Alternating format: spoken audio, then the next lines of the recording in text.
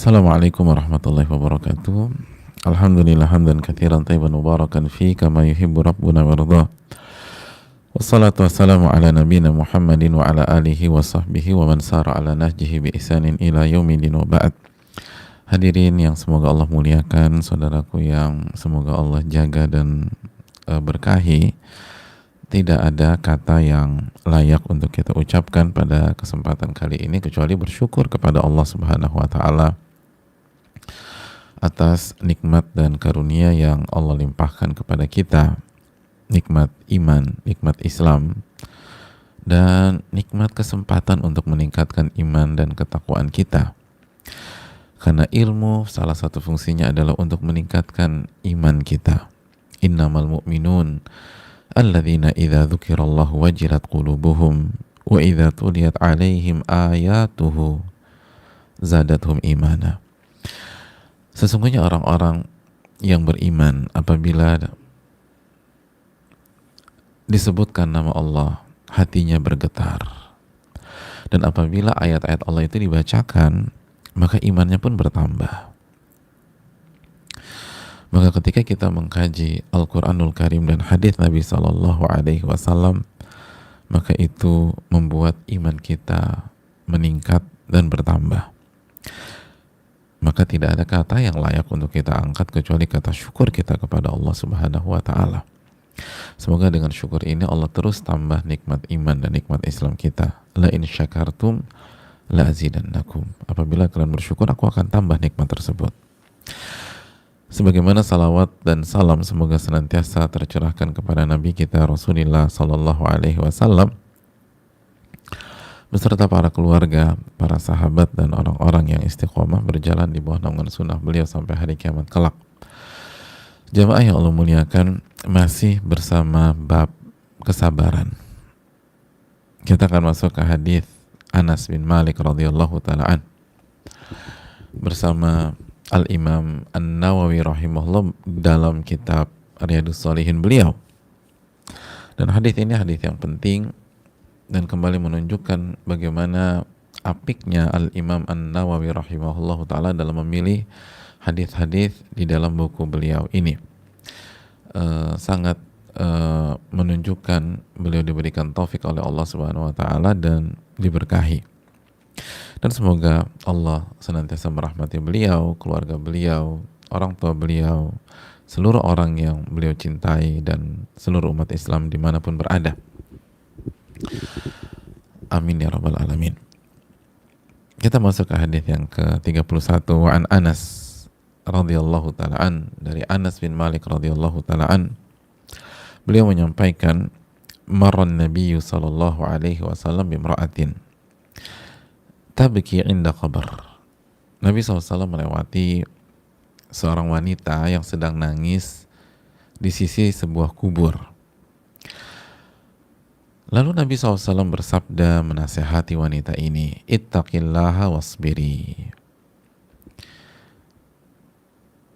Bertakwalah kepada Allah dan sabarlah. Bertakwalah kepada Allah dan sabarlah. Apa yang terjadi? Faqalat ilaika anni. Wanita ini justru meminta Nabi SAW untuk menyingkir dari hadapannya. Ilaika anni, menjauhlah dariku. Jangan dekat-dekat. Fa innaka lam tusab bimusibati wa lam ta'rifu. Sesungguhnya engkau tidak merasakan musibah yang aku sedang rasakan. Engkau nggak tahu sakitnya berada di kondisi ini.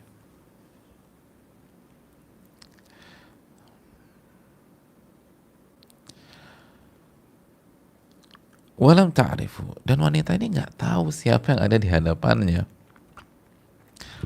Wanita ini tidak tahu. Bisa jadi memang tidak tahu atau saking sedihnya. Sebagian orang mengatakan ini wanita sedihnya minta ampun. Dan orang sampai titik kesedihan seperti itu nggak sadar siapa yang ada di samping kanan, samping kiri, depan, belakangnya. Faqila laha, lalu ketika Nabi SAW pergi beranjak, karena kan disuruh pergi sama wanita ini. Maka ada orang yang menyampaikan ke wanita itu, innahun nabiyyu sallallahu alaihi wasallam. Yang tadi samperin kamu dan kasih nasihat sama kamu itu Nabi loh sallallahu alaihi wasallam. Maka wanita ini pun sadar, ya itu Nabi ya. Iya. Fa'atat baban Nabi sallallahu alaihi wasallam. Maka wanita ini memutuskan untuk mendatangi Nabi sallallahu alaihi wasallam, datang ke rumahnya. Falam tajid indahu bawabin. Dan ketika sampai di depan pintu Nabi SAW, wanita ini tidak menemukan orang-orang yang berjaga yang menghalangi beliau untuk bertemu. Artinya beliau bisa langsung masuk ketemu Nabi SAW. Nggak ada yang mencegah beliau. Faqalat lam a'rifk. Lalu ketika bertemu dengan Nabi SAW, wanita ini menyampaikan uzurnya, alasannya kenapa sampai ngusir tadi. Kata wanita ini, lam a'rifk. Mohon maaf, aku nggak tahu engkau yang menyampaikan, wahai Nabi SAW. Saya nggak tahu. Lalu Nabi SAW bersabda, innamas sabru indas sadamatil ula. Sesungguhnya kesabaran itu di saat detik-detik pertama, di hentakan pertama, di waktu-waktu pertama, itu inti dan puncak kesabaran. Ketika pertama kali musibah itu datang, ketika pertama kali hal buruk itu kita dengar, itulah kesabaran. Hadis yang dikeluarkan Al-Imam Bukhari dan Muslim. Hadirin Allah muliakan, ada banyak pelajaran yang bisa kita petik dari hadis ini. Dan kita langsung saja, karena perawi hadis ini yaitu Anas bin Malik sudah kita kenal bersama-sama. Artinya kita udah berkenalan di hadis-hadis sebelumnya. Jamaah yang Allah muliakan, pelajaran pertama yang kita bisa petik adalah bagaimana Nabi kita Shallallahu Alaihi Wasallam itu turun ke bawah, turun ke lapangan, dan melihat kondisi umatnya, melihat kondisi rakyatnya.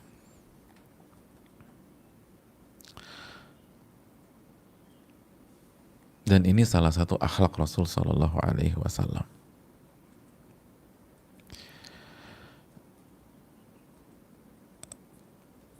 Ini salah satu akhlak Nabi Shallallahu Alaihi Wasallam. Jadi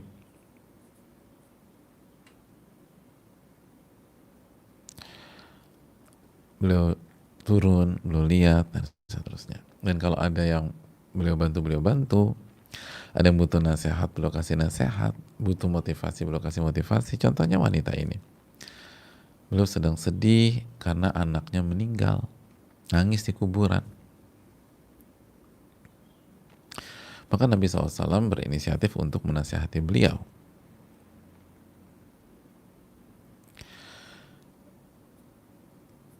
Karena beliau melihat betapa sakit dan sedihnya wanita ini.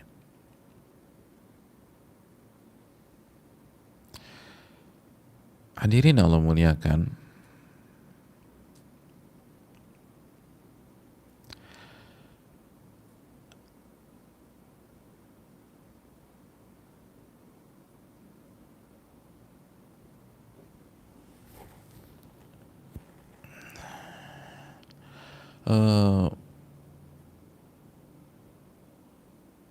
pelajaran yang berikutnya juga, pelajaran yang berikutnya juga, hadis ini memberikan faedah kepada kita bahwa Nabi SAW itu bersikap dan berpenampilan biasa saja, sehingga lihat tidak dikenali sama wanita ini. Coba kalau beliau pakai semua protokoler ya,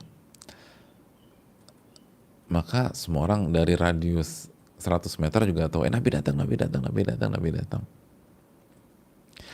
Tapi ini udah depan mata, wanita ini nggak sadar ini Nabi SAW. Wanita ini nggak sadar bahwa ini Nabi SAW.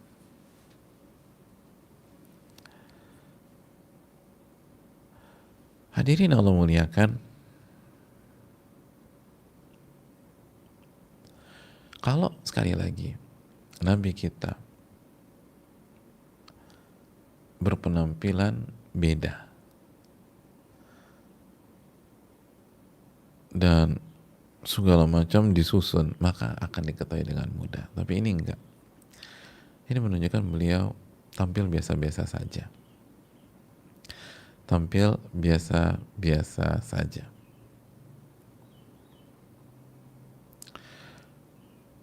Tentu saja sebagian para ulama juga mengatakan bahwa kalau memang diperlukan dan maslahat keamanan dan seterusnya, jelas tidak ada masalah jika pemimpin atau tokoh itu dijaga.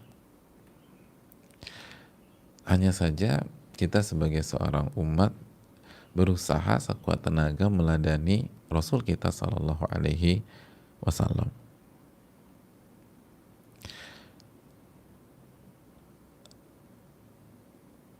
Tampil seperti itu sangat menarik jamaah sekalian yang Allah muliakan. Seperti apa penampilannya Ustaz? Ya seperti Nabi aja. Kalau orang lihat sekilas, orang nggak kenal kita. Kalau misalnya kita punya nama besar atau punya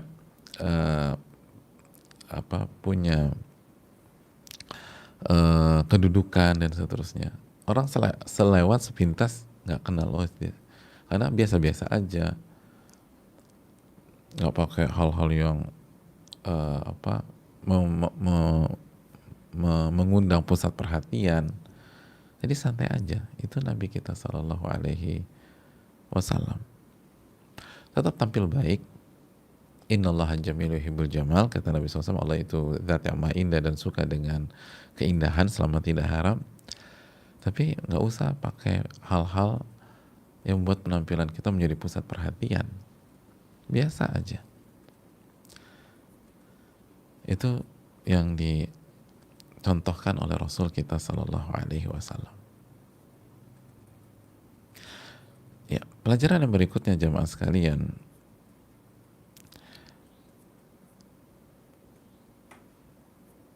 hadits ini memberikan pelajaran kepada kita bahwa musibah itu dihadapi dengan ketakwaan dan kesabaran. Musibah itu dihadapi dengan ketakwaan dan kesabaran.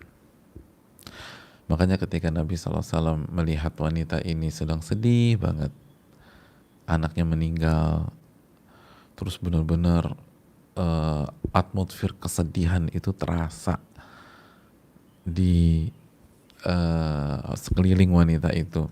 Apa nasihat Nabi kita SAW? Ittaqillah wasbiri. Bertakwalah kepada Allah Subhanahu wa taala dan bersabarlah. Bertakwalah kepada Allah Subhanahu wa taala dan bersabarlah.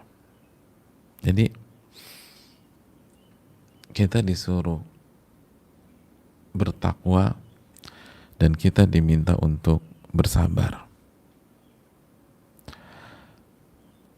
Jadi jamaah yang Allah muliakan,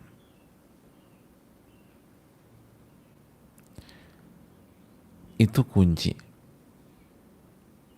Ketika kita ada musibah, yang harus pertama kali kita pikirkan gimana kita bertakwa dan bagaimana kita bersabar.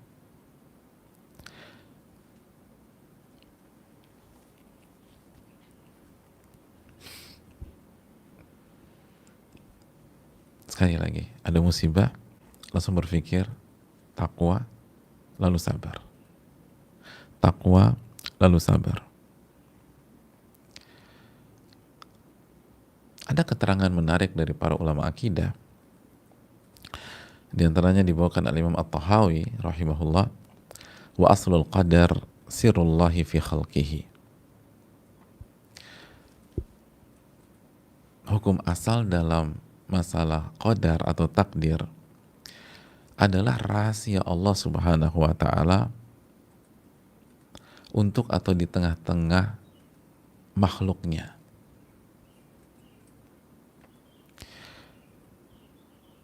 Jadi takdir itu dan musibah itu takdir. Kita kena hal yang gak menyenangkan, yang membuat kita gak nyaman, kita sakit dan seterusnya, itu takdir. Itu rahasia Allah Subhanahu wa taala di tengah-tengah hamba-hambanya. Itu rahasia Allah Subhanahu wa taala. Itu hukum asalnya demikian. Lam yattali ala dzalika malakun muqarrabun wala nabiyyun mursal. Kata Imam Tahawi rahimahullah, hukum asalnya tidak diketahui oleh malaikat terdekat sekalipun dan para nabi yang diutus.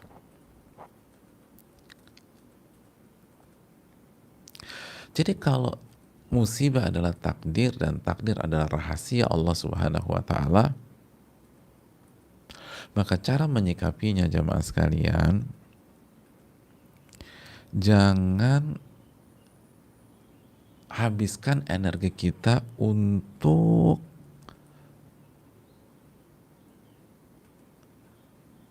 menyelami masalah dan musibah tersebut. Kenapa begini, kenapa begitu?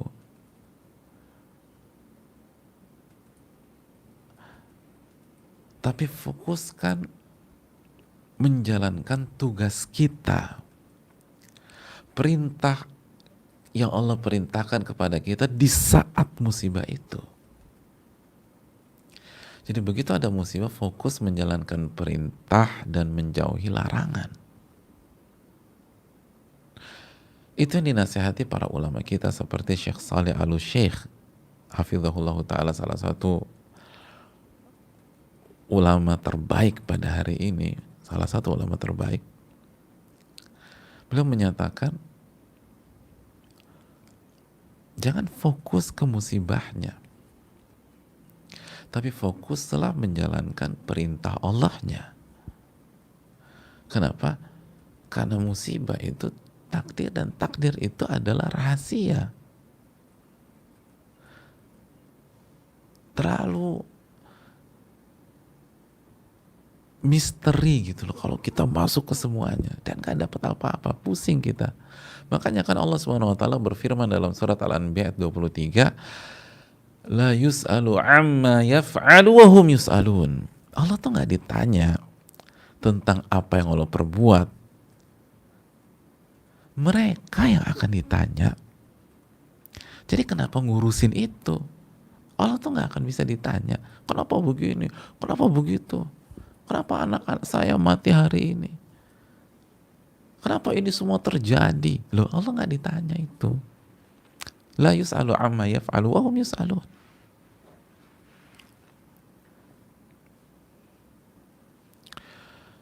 Kenapa saya gak bisa melahirkan anak, kenapa saya diberikan impotensi dan seterusnya, kenapa saya dilahirkan dalam kondisi cacat, kenapa saya nggak bisa melihat, kenapa saya nggak bisa mendengar. Jangan fokus ke sana, Anda bisa stres. Kenapa usaha bisnis saya goncang pada saat krisis dan pandemi ini? Bukankah selama ini saya sudah infak, sedekah?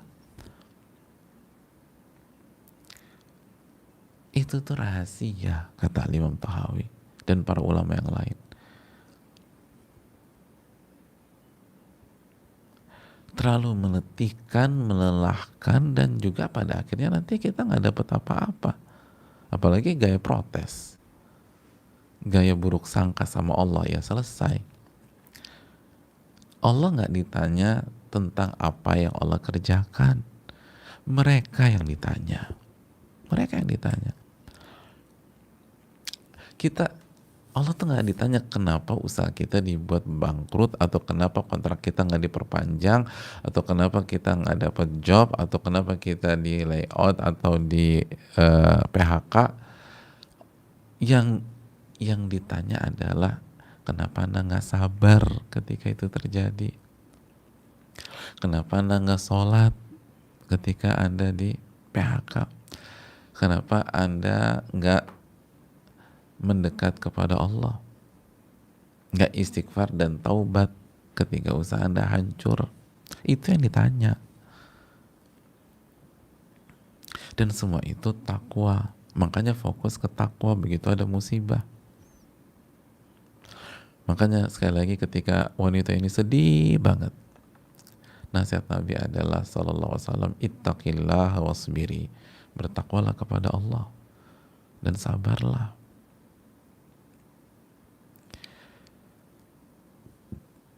Hadirin Allah muliakan, para ulama mengatakan Nabi SAW melihat wanita ini menangis agak overdosis gitu loh, yang masuk ke ranah meratap dan hal yang negatif. Jadi ini bukan hanya sekedar nangis aja. Kalau nangis kan sudah kita jelaskan, bagus itu, Nabi juga nangis. Dan Nabi SAW mengatakan ini rahmat yang Allah kasih ke dalam hati hamba-hambanya. Dan yang Allah sayangi dari hambanya adalah orang yang bisa mengungkapkan kasih sayangnya. Tapi ini tuh agak lebih dosis gitu loh. Sudah masuk ke ranah meratap. Makanya Nabi ingetin, bertakwa. Bertakwa, dan bertakwa adalah menjalankan perintah dan menjauhi larangan, gitu aja. Dengan ikhlas dan mengikuti sunnah Nabi Shallallahu Alaihi Wasallam, itu takwa secara simpel. Jadi begitu ada musibah, berpikir apa kewajiban aku pada hari ini, gitu caranya. Jangan tenggelam dalam rasa sakit, tenggelam dalam rasa sesak, tenggelam dalam tangisan, ketidakterimaan. Itu bikin hancur. Begitu ada musibah, ada hal yang gak mengenakan, mikir, tugas aku kalau kondisi seperti ini apa ya? Ada gak perintah Allah pada saat seperti ini? Ada gak larangan Allah dalam kondisi seperti ini? Kalau kita gak tahu, tanya. Jangan inisiatif sendiri, gak tahu tanya. Aku mau tanya nih, orang tuaku kan wafat kemarin, aku sedih banget. Apa ya perintah Allah kepadaku dan apa larangan Allah kepadaku? Itu enak. Kemarin gue baru di PHK, terus gimana? Gue butuh bantuan lo, apa yang gue bisa bantu? Gue pengen tahu apa perintah Allah dalam kondisi orang di PHK dan apa larangan Allah dalam kondisi orang di PHK. Gitu. Ada gak ya kalau kita begitu ya? Lagi suntuk gitu, lo kenapa sih suntuk banget? Aduh, kemarin gue di PHK, lo tahu kan bro, anak gue berapa? Anak gue 18. Ini gimana nih gue di PHK? Ya terus apa yang gue bisa bantu sebagai teman? Ini yang gue bingung nih. Gue butuh tahu apa perintah Allah pada hari-hari kayak begini. Dan apa yang Allah larang dalam kondisi kayak begini. Itu tuh jamaah. Bisa gak ya kita kayak begitu ya? Semoga Allah mudahkan ya. Dan ini untuk semua termasuk yang bicara. Kita nih gagal fokus seringkali. Mikirnya ini. Kadang-kadang benar sih action, tapi gak ngerti juga apakah itu perintah Allah. Jangan-jangan yang kita perjuangkan diharamkan juga sama Allah. Selesai udah, gak dapat hasil.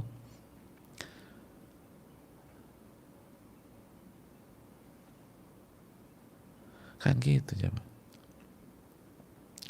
Lo kenapa join sama dia? Ya lo kan tahu gue habis dipecat. Kan harus ikhtiar kata Pak Ustadz. Ya ikhtiar. Lo gabung sama dia tuh kerjanya haram. Ya bini gue kan harus makan. Lo musibah itu direspon dengan ketakwaan. Direspon dengan ketakwaan dan kesabaran. Kan gitu jemaah. Karena bertakwa ketika musibah itu susah, makanya harus sabar. Gitu jemaah, harus sabar.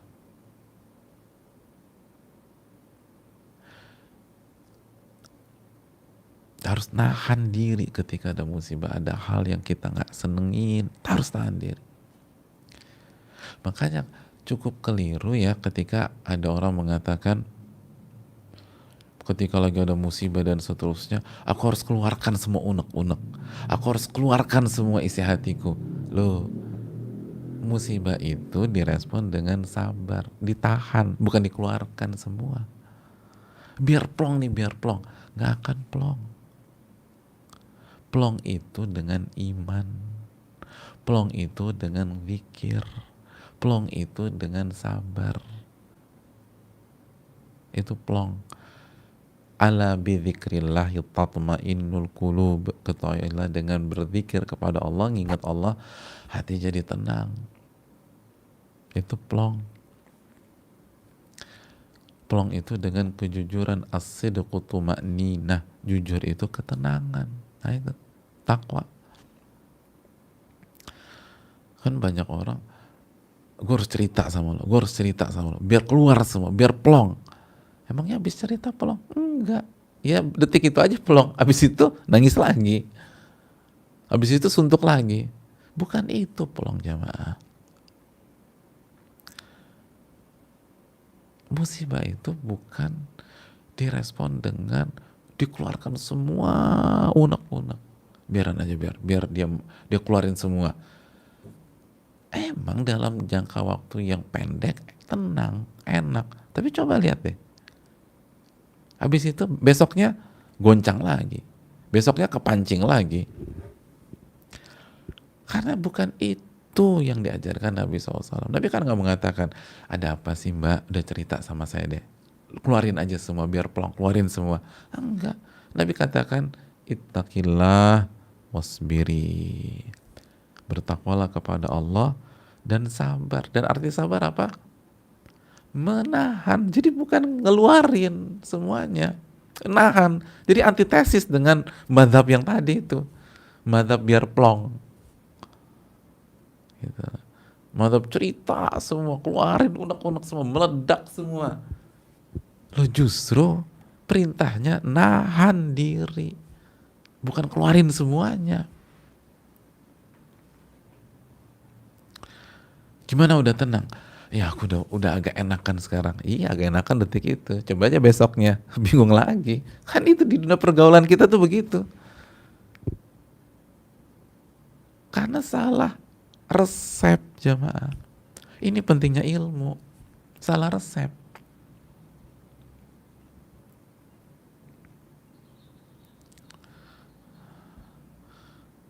Aku harus bicara sama kamu. Aku udah gak tahan. Aku ingin sampaikan semuanya. Tambah berantakan. Karena justru perintah Allah dan Rasulnya sabar.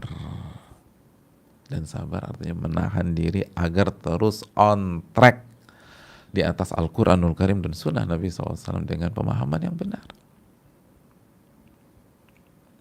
Takwa, sabar. Takwa, sabar. Takwa, sabar. Begitu. Nah baru nanti Allah kasih solusi. Kan itu ayatnya surat At-Talaq ayat 2 dan 3. Wa man yattaqillah yaj'al lahu makhraja wa yarzuqhu min haitsu la yahtasib. Barang siapa yang bertakwa, Allah akan kasih solusi deh. Dan Allah akan kasih rizki dari arah yang tidak pernah ia duga-duga. Dari arah yang tidak pernah ia duga-duga. Musibah, dalam musibah kita butuh solusi, kita butuh jalan keluar. Kenapa sih lo suntuk banget? Gue pening nih, semua mentok, udah mentok. Emang lo udah ngapain? Semua udah gue lakuin. Gue udah hubungin A, hubungin B, hubungin C, hubungin D. Tapi jalan buntu semua. Nah, udah coba takwa belum? Takwa. Patakwa maksud lo? Bukan patakwa. Bertakwa sama Allah. Maksudnya Ya lu tadi nggak sholat maghrib gara-gara sibuk telepon-teleponan. Gimana Allah bisa kasih solusi dari arah yang tidak ya duga, arah yang kita nggak duga-duga. Jadi ini takwa ini penting.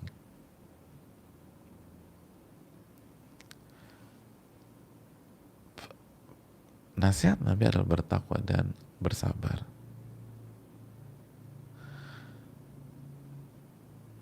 Kan kita juga udah bahas sekali lagi jamaah sekalian yang Allah muliakan, surat Al-Baqarah 155, 157 sampai 157 kan, ketika Allah Subhanahu wa taala berfirman wabashshiris sabirin dalam ayat 155-nya, dan berilah kabar gembira kepada orang-orang yang sabar. Itu musibah dihadapi sabar, kasih kabar gembira. Mereka dapat apa? Di ayat 157-nya kan, ulaika alaihim salawatu min rabbihim wa rahmah. Mereka dapat pujian dari Allah, kasih sayang dari Allah, dan mereka dapat petunjuk, Wa ulaika humul muhtadun, dapat petunjuk.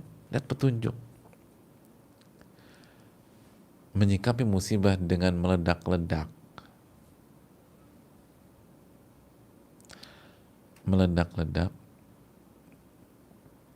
maka itu akan menutup petunjuk. Kita akan buta. Ya, orang lagi marah kan buta, hadir, nggak bisa ngelihat.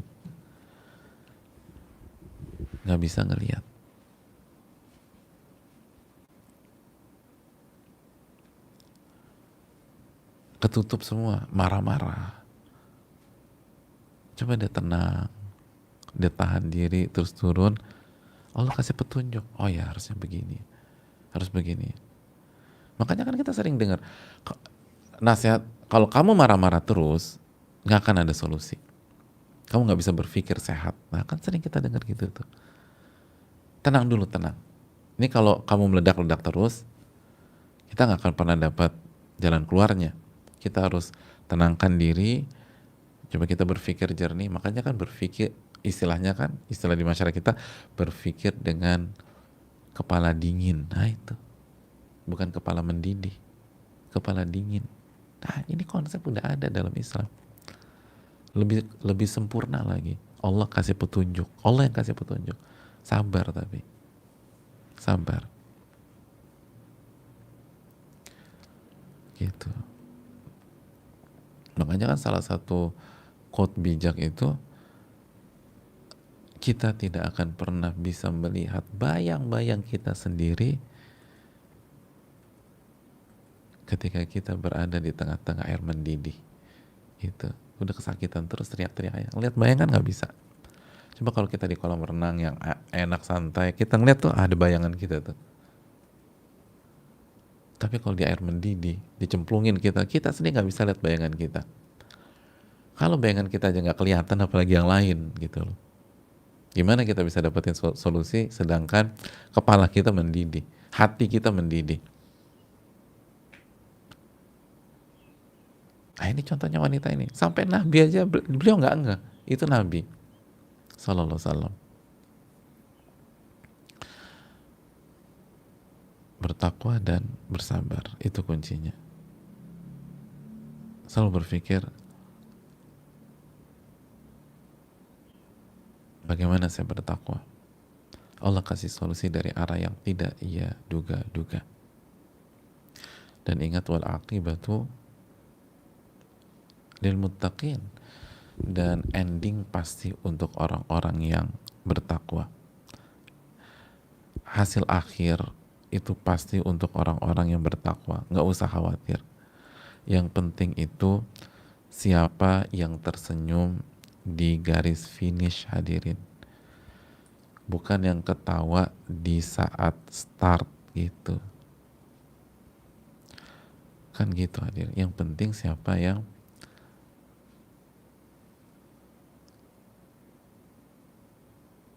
bahagia di garis finish, bukan siapa yang nangis di garis start. Pasti garis start dia start sambil nangis. Kenapa? Karena mungkin lagi ada masalah atau jempolnya keinjak dan seterusnya, sakit, dia nangis. Tapi kalau dia juara, itu yang paling penting. Mau nangis garis start tuh insya Allah nggak ada apa-apanya, nggak menentukan apa-apa. Yang penting tuh garis finish. Makanya Allah berfirman dalam surat Al-Qasas 83 itu kan, wal aqibatu lil muttaqin, dan hasil akhirnya, endingnya itu untuk orang-orang yang bertakwa. Untuk orang-orang yang bertakwa. Jadi bertakwalah kepada Allah. Dan sabar kan kita udah bahas juga, keberuntungan kan, isbiru wasabiru warabitu wattaqullaha la'allakum tuflihun. Ali Imran 200 ayat pertama kali di bab ini.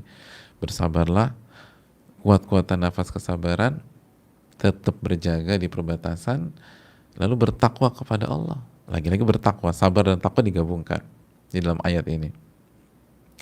Hasilnya apa? Kalian akan beruntung. Nah ini, yang penting kita main hukum keberuntungan aja enak, nggak bisa ditebak udah. Namanya juga orang beruntung, tiba-tiba dapat pertolongan aja. Nah itu main di situ, sabar dan takwa. Hasilnya beruntung.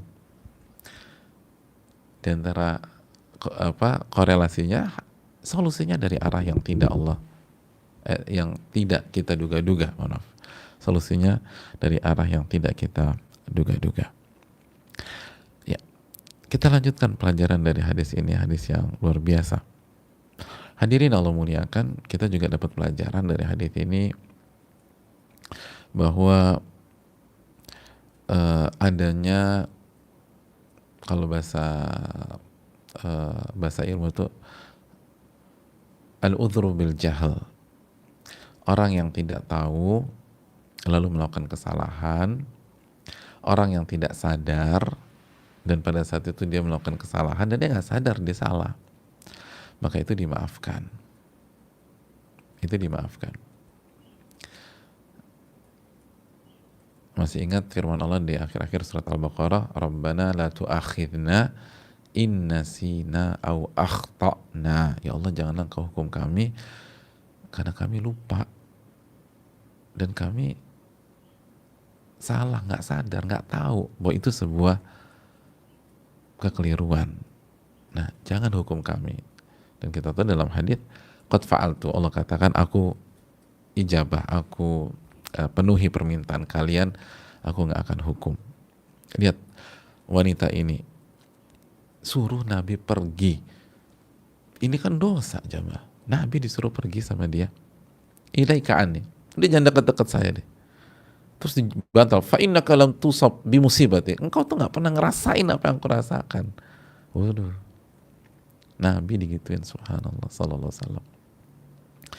Ini dosa, jamaah. Tapi karena wanita ini nggak tahu,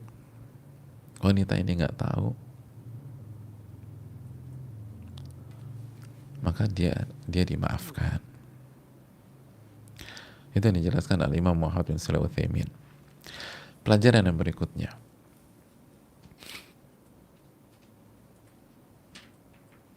lihat bagaimana akhlak Rasul Sallallahu Alaihi Wasallam. Atau sebelum itu kita ambil pelajaran dulu dari ucapan wanita itu, fa innaka lam tusab bi musibati. Engkau tidak merasakan apa yang aku rasakan. Jadi poinnya adalah argumentasi ini itu argumentasi dari zaman bahla gitu loh, dari zaman dulu, dan masih tetap disukai untuk diucapkan sama orang-orang yang lagi sedih, kena musibah, dan nggak mau nerima nasihat. Nah ini biasa nih, sabar, kamu nggak ngerti perasaan aku bang, kan begitu kadang-kadang tuh. Persis nih sama kayak begini, engkau nggak tahu apa yang aku rasakan.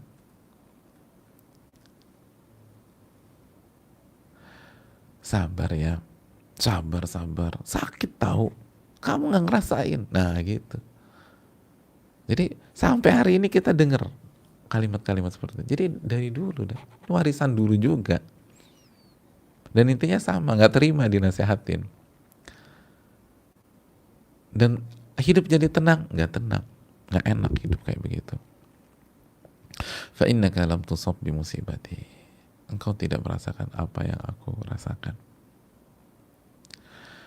Betul jamaah sakit, tapi nasihat adalah obat. Terimalah nasihat tersebut dan amalkan. Apalagi dari Nabi kita sallallahu alaihi wasallam. Nah, selanjutnya jemaah sekalian yang Allah muliakan, pelajaran berikutnya akhlak Rasul sallallahu alaihi wasallam. Akhlak Rasul sallallahu alaihi wasallam. Lihat bagaimana beliau disuruh pergi,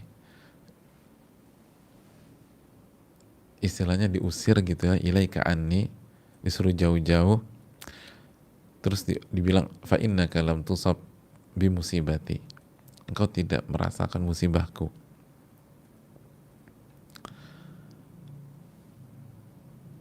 Tapi tenang aja tuh Nabi SAW, nggak baper, tenang aja. Oh iya ya, makasih. Padahal ya Allah, Nabi diusir jamaah, terus Nabi SAW tidak merasakan apa yang beliau rasakan. Saya mau tanya, masih ingat nggak hadis Tirmidzi? Orang yang paling berat musibahnya itu siapa? Para nabi dan rasul. Asyaddun nasi bala'an al-anbiya.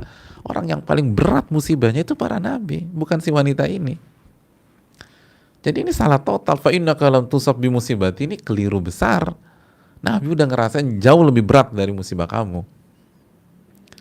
Dan kita tahu bersama-sama seluruh anak Nabi SAW wafat sebelum beliau wafat kecuali Fatimah. Sedangkan kasus dalam hadis ini, kenapa wanita itu begitu terpuruk? Amin itu bukan satu, bukan dua, semuanya kecuali Fatimah radhiyallahu taala anha. Jadi ini argumentasi yang salah total. Makanya sama kayak apa? Itu misalnya ada sahabatnya yang soleh, ada seseorang yang soleh kasih nasihat ke temennya yang masih jauh dari Allah, pas tertimpa musibah, terus dikasih argumentasi ini, lu tuh nggak tahu rasanya kehilangan, atau lu tuh pokoknya gitu. Masih ingat nggak sabda Nabi SAW? Wa yubtalal maru ala hasabi dini. Seseorang tuh diuji sesuai dengan kadar imannya dan agamanya. Kalau yang kasih nasihat lebih soleh, lebih tinggi kesalahannya dibanding yang ketimpa musibah, maka kembali ke hadis di atas, ujiannya beratan mana sebenarnya? Kalau kita hitung keseluruhan dalam kehidupan dua orang ini, yang lebih soleh lebih berat. Jadi yang kasih argumentasi, kamu nggak ngerti apa yang saya rasakan, kamu nggak ini, itu adalah argumentasi yang nggak tepat. Dan lihat bagaimana cara Nabi meresponnya, biasa saja. Karena itulah perintah Allah Subhanahu wa taala. Masih ingat profil hamba-hamba Allah Subhanahu wa taala dalam surat Al-Furqan ayat 63. Ini profil hamba-hamba Allah. Kalau kita mengaku hamba Allah, coba renungkan ayat ini. Wa ibadur rahmanil ladzina yamshuna 'alal ardi hauna wa idza khatabahumul jahiluna qalu salama. Dan hamba-hamba Allah yang berjalan di atas permukaan bumi dengan penuh kerendahan, hauna. Dan apabila diajak bicara dengan orang-orang bodoh, orang-orang yang bersikap bodoh, menggunakan kalimat-kalimat yang bodoh, yang negatif, yang mencela, yang membuli, yang nyinyir, yang caci maki, qalu salama. Hamba-hamba Allah itu merespon dengan baik. Terima kasih. Ya, boleh saya permisi? Salam, nggak terpancing. Tidak terpancing. Lihat Nabi SAW nggak terpancing. Ilaika anni, fa innaka lam tusab bi musibati. Udah. Oh iya, makasih. Udah pergi. Nabi nggak bilang, lo nggak tahu siapa gua. Nggak bilang begitu Nabi kita SAW. Gue udah pernah ngerasain tahu musibah kayak lo, lebih parah bahkan. Enggak. Kata para ulama, Tidak setiap kalimat itu kita respon. Tidak setiap pertanyaan itu kita jawab.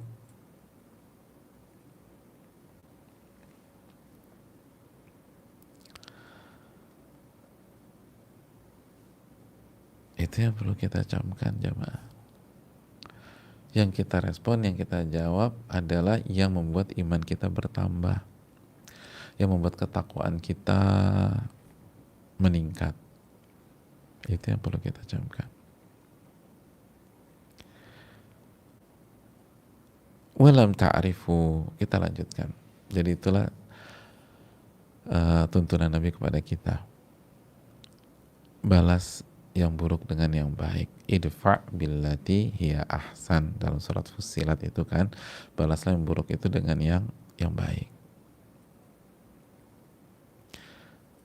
Itu ayat berapa jemaah?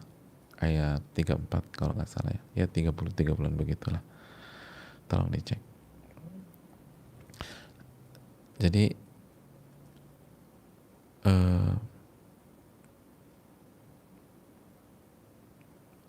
baru dikatakan itu tuh Nabi, bukan sembarangan orang. Yang nasihatin engkau tuh Nabi.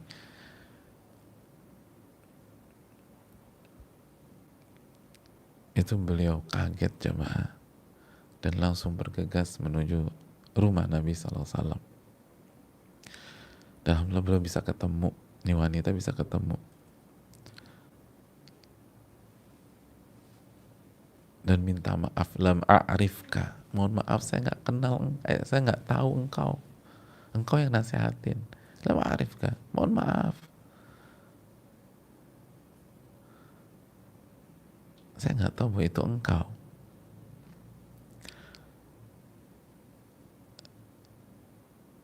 Saya nggak tahu bahwa itu engkau. Dari sini pelajaran juga hadirin sekalian, bahwa siapa yang bicara itu punya pengaruh besar dalam hati seseorang. Dan ketika kita nggak tahu, itu mempengaruhi penerimaan kita. Itu nggak bisa betul. Kalau itu benar, terima. Walaupun yang menyampaikan kita nggak suka, tapi nggak bisa dipungkiri,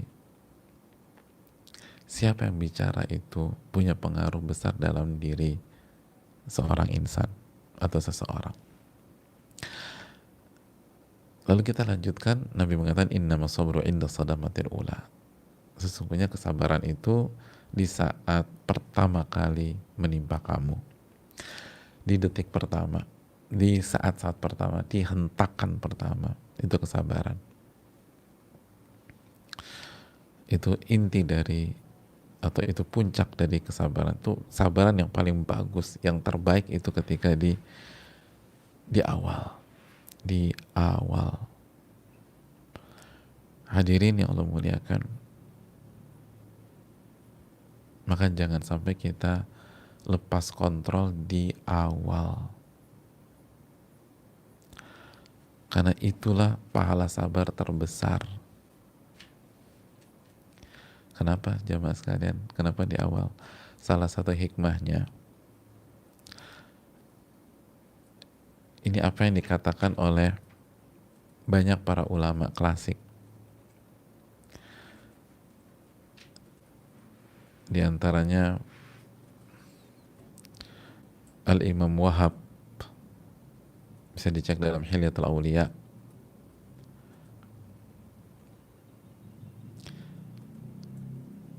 Dan beberapa nama-nama besar lain. Mereka mengatakan, ini menarik nih hadirin, ma min syai'in la yabdu saghiran thumma yakbur. Tidak ada satupun kecuali polanya adalah lahir atau muncul dalam keadaan kecil, lalu setelah itu berkembang menjadi besar. Gitu. Kecil, lalu berkembang menjadi besar. Ya contohnya diri kita aja.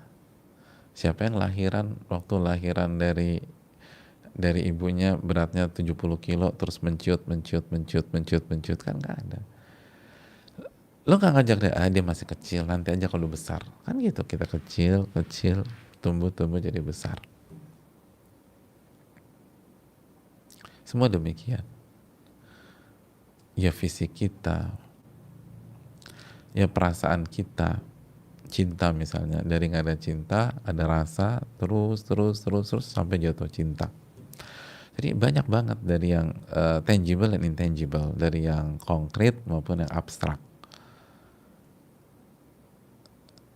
Persahabatan itu kan awalnya biasa aja, terus tumbuh rasa, oh gue simpatik deh sama dia, seneng, terus jadi sahabat kuat, suami istri.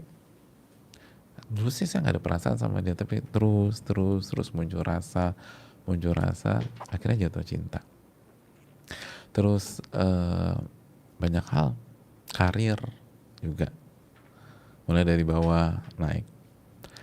Lalu dilanjutkan kata para illal musibah, kecuali musibah. Ini menarik, kecuali musibah. Kenapa musibah? Musibah itu tabdu kabiratan thumma tasgur. Musibah itu awal datangnya besar, lalu setelah itu menciut, mengecil.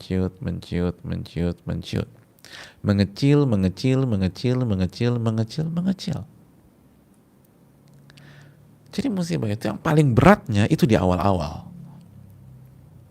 Karena paling berat, paling besar, otomatis paling sulit dikontrol itu di awal-awal. Kalau kita bisa dikasih taufik sama Allah untuk mengontrol diri kita di saat awal-awal musibah, insya Allah ke depan akan lebih mudah. Makanya keliru sebagian orang mengatakan, gue udah bingung nih, apakah gue bisa bertahan dalam hidup kalau begini terus? Gak ada begini terus. Nanti ke depan itu akan turun. Anda jangan kiaskan apa yang akan terjadi di masa depan dengan beratnya musibah pada hari-hari pertama kali datang. Itu nggak pernah sama. Musibah itu turun. Dan kesalahan kita ketika kita nggak tahu ilmunya mengatakan demikian. Karena nyeseknya minta ampun di hari-hari pertama, akhirnya orang berpikir, gue tuh putus asa deh. Orang banyak bunuh diri kan begini. Dipikir masa depan seberat apa yang dirasakan hari-hari itu. Dan memang pada saat itu dia berat banget. Sakitnya minta ampun. Hancur-hancurannya luar biasa. Karena musibahnya berat misalnya. Dia kehilangan suami, atau kehilangan istri, kehilangan ayah, kehilangan sahabat yang selama ini backup dia, kehilangan kakak yang selama ini ngelindungin dia. Terus dia bilang, kalau gini terus gue gak bisa. Seminggu ini aja gue halu, gue blank segala macam. Udah gue mati aja deh. Lu emang seminggu ini berat. Tapi nanti akan nyusut. Akan berkurang. Bukan berarti bisa jadi nggak hilang sama sekali. Tapi kita akan sampai pada titik di mana kita bisa move on, bisa melanjutkan hidup dan seterusnya. Dan itu pasti karena Allah akan tolong kita kalau kita bertakwa kepada Allah. Makanya as-sabru inda sadamatil ula. Sabar itu dihentakkan pertama, di hari pertama. Ada betapa banyak wanita itu begitu mendapatkan telepon dari sahabat suaminya bahwa suaminya mengalami serangan jantung dan wafat, itu pingsan. Begitu dengar pingsan. Pas bangun nangis terus. Itu hari pertama. Hari kedua masih nangis. Hari ketiga, minggu depannya udah bisa. Nangisnya pas nginget barang-barang suaminya aja. Minggu pertama nangis terus tuh. 74 jam nangis. Nggak nangis pas tidur aja. Kebangun nangis lagi. Tapi setelah minggu pertama atau minggu kedua, nangisnya pas ngeliat barang-barang suaminya aja. Lihat barang-barang suaminya, misalnya lihat baju dinas suami nangis. Lihat sepatunya suami nangis. Lihat mobilnya suami nangis. Apalagi kalau barang itu belum lunas, tambah nangis dia. Udah sedih. Aduh, gue yang harus bayar lagi. Enggak, itu intermezzo aja. Jadi ngeliat barang-barang suami nangis. Itu minggu kedua, minggu ketiga. Tapi bulan depan udah mulai tenang. Agak nyesek gitu, tapi udah tenang. Bulan ke-6 dilamar sama laki-laki lain, diterima tuh, Masya Allah. Dilamar sama laki-laki lain, diterima. Padahal waktu pekan pertama, aku nggak bisa hidup tanpa dia, kalau bahasa orang awam ya, dan itu nggak boleh ngomong demikian. Kita hidup tuh dengan taufik Allah Subhanahu Wa Taala. Aku bingung gimana, 6 bulan kemudian ada yang maju, diterima, subhanallah. Ya itulah hidup jamaah, dan ini benar. Ya Allah, konsep para ulama kita tuh mewah banget jamaah sekalian. Kecuali musibah-musibah itu beratnya di awal, terus nanti turun. Beratnya di awal.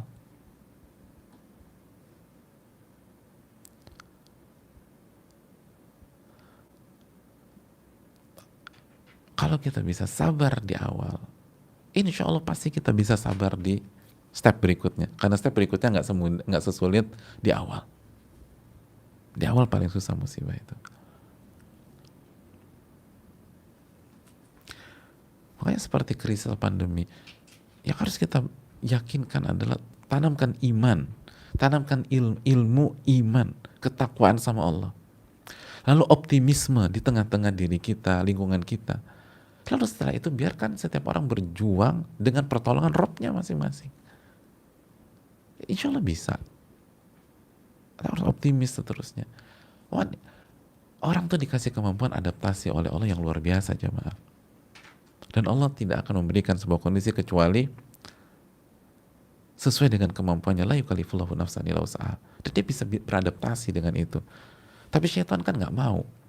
Syaitan kan pengen kita gagal. Makanya ya'idukumul faqra, kata Allah. Syaitan itu selalu menjanjikan kemiskinan kepada kita, kefakiran kepada kita, kelemahan kepada kita. Nggak, lo gagal, lo nggak bisa, hancur, takut. Itu syaitan semua. Syaitan itu selalu menjanjikan, dijanjiin, nggak bisa, berat, lo akan hancur, kacau. Ini tuh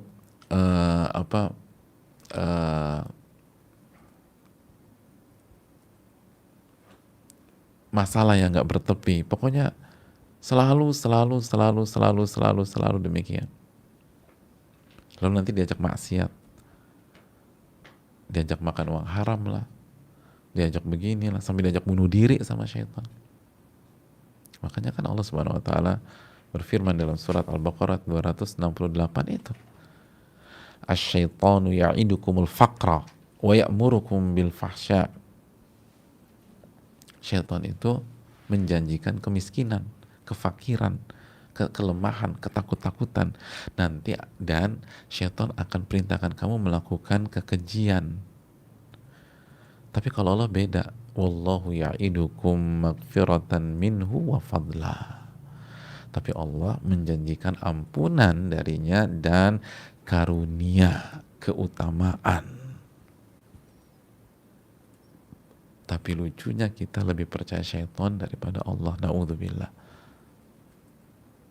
Jadi begitu tertimpa musibah, itu syaitan langsung kasih doktrin fakr. Miskin. Terpuruk. Terbuang. Termarginal. Habis itu diajak maksiat, diajak berbuat keji, keluar dari hijrah, nggak ngaji lagi, kembali lagi ke masa-masa kelam dulu. Tapi Allah ampunan. Jatuh kena musibah, oke, musibah itu karena dosa-dosa kita, tapi Allah janjikan ampunan. Lalu keutamaan. Oke, kita merasa nggak maksimal selama ini, akhirnya datang apa yang kita nggak nyaman, tapi Allah janjikan ampunan. Dan Allah akan janjikan keutamaan demi keutamaan. Maka bersabarlah khususnya di detik-detik pertama, di hentakan pertama, di hari-hari pertama. Ini bisa disampaikan. Terima kasih. Hadis yang luar biasa, dan semoga kita bisa ambil ibrah dari hadis ini. Banyak ilmu yang diajarkan oleh Nabi kita SAW kepada diri kita. Subhanakallahumma wa bihamdika la ilaha illa anta astaghfiruka wa atubu ilaik. Dan minta ilmu yang bermanfaat. Allahumma inna nas'aluka ilman nafi'an wa na'udzubika min ilmin la yanfa'. Assalamualaikum warahmatullahi wabarakatuh.